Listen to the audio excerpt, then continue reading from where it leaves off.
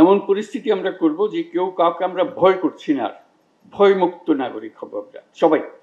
আমরা এমনি শান্তিতে আছি সবাই। কিছু একটা ঘটনা আমাদের একটা ক্ষোভ সৃষ্টি করে, আমাদের এই পানিতে ঢিল ছোড়ার মতো ঢেউ শুরু হয়ে যায়।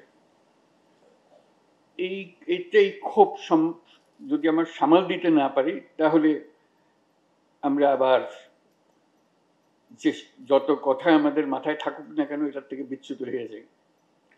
কাজে এই ক্ষোভ যাতে, প্রথম কথা, ক্ষোভ সৃষ্টির কোনো অকেশন সৃষ্টি না হয়, আর যদি ঘটনা ঘটেও যায় ক্ষোভটাকে সম্বরণ করা। কারণ এটাতে যদি আমি সঙ্গে সঙ্গে উত্তেজিত হয়ে যাই, তাহলে আমাদের সমস্ত কিছু গোলমাল হয়ে গেল, যত কিছু করি।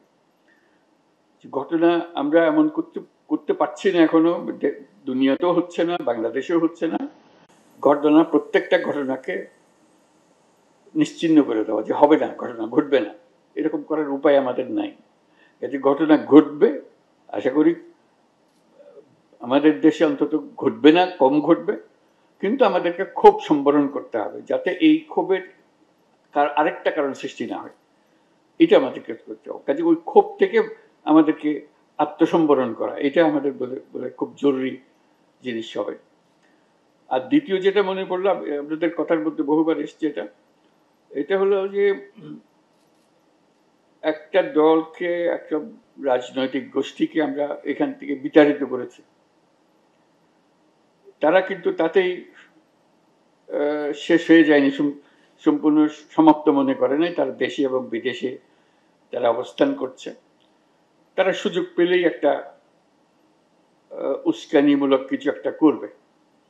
কাজে সেটার থেকে আমরা কিভাবে এই উস্কানিটাকে চিহ্নিত করতে পারবো এবং উস্কানিতে সাড়া না দেওয়া, এইটার থেকে আমরা কিভাবে বাঁচবো, এইটাই আমাদের। আমরা সব দিকে ঠিক আছে, কিন্তু এই বাইরের থেকে আসতেছে, একটা ক্ষোভ সৃষ্টি করছে, আর একটা হলো যে উস্কানি সৃষ্টি করছে। উস্কানিটা এমন নিখুঁতভাবে করে বোঝা যায় না যে এটা উস্কানি। কাজে এটার থেকে কি করব? তারপরে বহির্বিশ্বে আবার কেউ আছে যারা আমাদেরকে বিভিন্নভাবে উস্কানির সূত্রপাত করে। তাদের দেশের যারা সংখ্যালঘু, তাদের উপরে যে হয়রানি, যে তাদের যে ব্যবস্থা, সেটা আমাদের মনে ক্ষোভ সৃষ্টি করে, আমাদের উস্কানির সৃষ্টি করে। এই দুটোর থেকে আমরা কিভাবে ঘটনাকে স্বীকৃতি দেব কিন্তু তার উস্কানির শিকার হবে না, এটা আমরা কিভাবে করতে পারি, এটা আমাদেরকে শিখতে হবে, যাতে করে আমরা এই পরিস্থিতির বারে বারে মোকাবেলা করতে। এটা আমাদের কারণে হচ্ছে না, আমি যেটা উল্লেখ করতে চাচ্ছি, এটা আমাদের কারণে হচ্ছে না, হচ্ছে বাইরের একটা কারণে। এই বাইরের কারণটাকে আমরা কিভাবে সম্বরণ করতে পারবো এবং সেটার পরবর্তীতে রাজনৈতিকভাবে বা রাষ্ট্রীয়ভাবে প্রতিকারও সম্ভব হবে। আমরা ওই দিকে চলে যেতে পারি কিনা, যে আমরা ব্যক্তিগতভাবে প্রতিকার না করে রাষ্ট্রীয়ভাবে প্রতিকার করার ব্যবস্থা করতে পারি কিনা। সেখানে রাষ্ট্রের ভূমিকা আসবে, যেটা নিশ্চিত করতে পারবে, আপনাদের আশ্বস্ত করতে পারবে যে আমরা এটা হ্যান্ডেল করব, আপনাদের পক্ষ থেকে হ্যান্ডেল করব। এই দুটো জিনিসকে খুব গুরুত্ব দিচ্ছি আমি, যাতে করে আমরা এটা বারে বারে শিকার না হয়। যারা আমাদের নিজের মনের মধ্যে কোনো সমস্যা নেই, আমাদের ধর্মের বাণীর মধ্যে কোনো সমস্যা নেই, কিন্তু বারে বারে আমাদের উপর আঘাত হচ্ছে, সে আঘাতে আমরা বিচলিত হয়ে এমন সব কাজ করছি, পরে হয়তো আমরা বুঝি যে এটা ঠিক হয়নি। আরেকটা বিষয় একটা আলাপ করা, সেটা হলো যে আমাদের এখন আমরা সাম্প্রদায়িক সম্প্রীতির কথা বলছি, খুব দরকারি। সম্প্রীতি আছে বলে আমরা সবাই একমত হলাম যে আমাদের সম্প্রীতি আছে। সম্প্রীতির সঙ্গে আরেকটা জিনিস আমি যোগ করতে চাই, সেটা হলো ভয়। সম্প্রীতি আছে কিন্তু মনের মধ্যে ভয়ও আছে।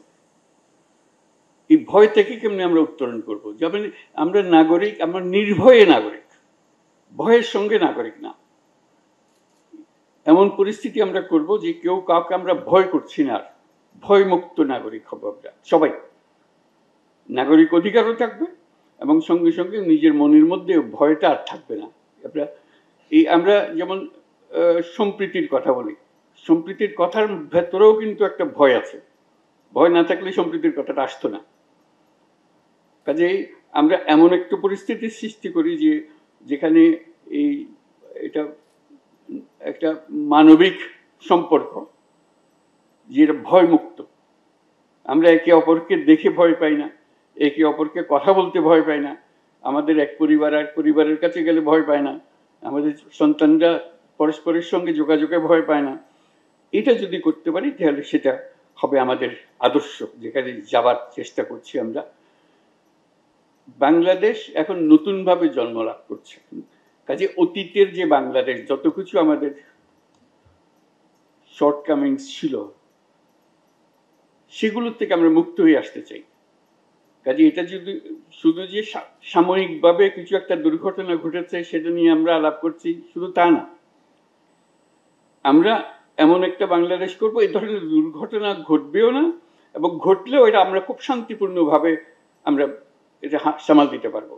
এই ধরনের একটা রাষ্ট্র আমরা যেন আমরা গঠন করতে পারি। এটা ভয়মুক্ত রাষ্ট্র, যে নাগরিক একজন নাগরিককে ভয় পাবে না, এবং এমন এক রাষ্ট্র আমরা নিশ্চিতভাবে আমরা ভবিষ্যতের দিকে এগিয়ে যেতে পারি ভিন্নভাবে, বর্তমানে যা আছে তার কিছুটা রদবদল করে না, একেবারে কাঠামোগতভাবে পরিষ্কার করে, যে আমরা পরস্পরই যারা আমরা এই দেশে বসবাস করি তাদের সম্পর্ককে নতুনভাবে নতুন সূত্রে গাঁথা, এই জিনিসটা যেন আমরা করতে পারি। সেটা কি হবে, কিভাবে হবে, আপনাদের কথার ভেতর থেকে অনেক বিষয় এসছে, কিন্তু আমি অন্য ভঙ্গিতে জিনিসটাকে আপনাদের সামনে তুলে ধরলাম, যাতে সত্যিকার ভাবে এটা এই বাংলাদেশের কিছু কোনো রকমের সহনশীল অবস্থা দিয়ে আমরা অগ্রসর হব সেটা না, সম্পূর্ণ নির্ভয়ভাবে আমরা অগ্রসর হব, একেবারে মুক্ত হয়ে অগ্রসর হব, সেই পরিস্থিতির দিকে আমরা যেন এগোতে পারি। কাজে আজকের হলো যে প্রথম প্রতিক্রিয়া ব্যক্ত করি আমরা, ক্ষোভ এবং উস্কানি, এই দুটোর থেকে প্রাথমিকভাবে মুক্ত পাওয়া, তারপরে আমরা ওই বন্ধনে আমরা আবদ্ধ হব, যে নাগরিক বন্ধন যেটা বলেছিলাম, সেই নাগরিক বন্ধন আমাদের শক্তিটা হলো নাগরিকের শক্তি, যে নাগরিক আমরা এই আমাদের সংবিধান আমাদেরকে দেবে সেটা যেন রাষ্ট্র আমাদেরকে নিশ্চিত করতে পারে। সেটুকু করতে পারলে তখন রাষ্ট্র একটা সার্থক রাষ্ট্র হিসেবে প্রতিষ্ঠিত হবে, সেই আশায় আমরা থাকলাম।